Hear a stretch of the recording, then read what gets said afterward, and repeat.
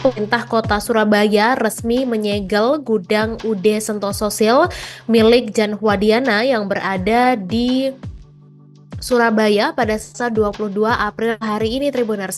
Dan UD Sentosa Sil ini sedang menjadi sorotan karena adanya laporan mantan karyawan yang mengaku kalau ijazah mereka ini ditahan oleh perusahaan. Dan juga proses penyegelan gudang milik Jan Huadiana itu dipimpin langsung oleh Wali Kota Surabaya Eri Cahyadi.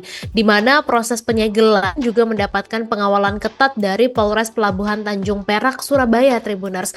Kemudian apa sih alasan dari penyegelan itu? Jadi langkah penyegelan gudang milik Jan Huadiana ini menindaklanjuti soal hasil pengecekan perizinan UD Sentosa Sil oleh jajaran terkait, di mana berdasarkan izin kelengkapan gudang, UD Sentosa Sil ini hanya memiliki surat keterangan rencana kota tahun 2012 dan izin mendirikan bangunan atau IMB tahun 2013. Tapi petugas tidak menemukan soal data nomor induk berusaha atau NIB dan juga tanda daftar gudang atau TDG di sistem SS untuk gudang di Jalan Margomulyo Industri nomor 232.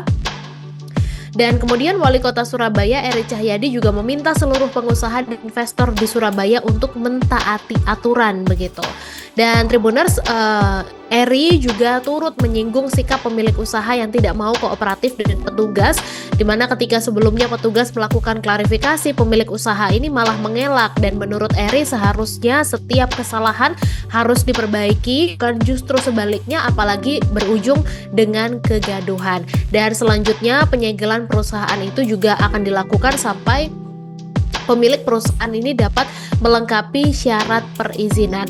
Nah, sementara itu Tribuners, posisi gudang milik Jan Huadiana ketika disegel ini memang sudah dalam keadaan tertutup dan juga kosong, di mana ada sejumlah aparat gabungan yang diterjunkan dalam giat tersebut, Tribuners. Dan Jan Huadiana sendiri tidak menampakkan diri di area gudang ketika dilakukan penyegelan.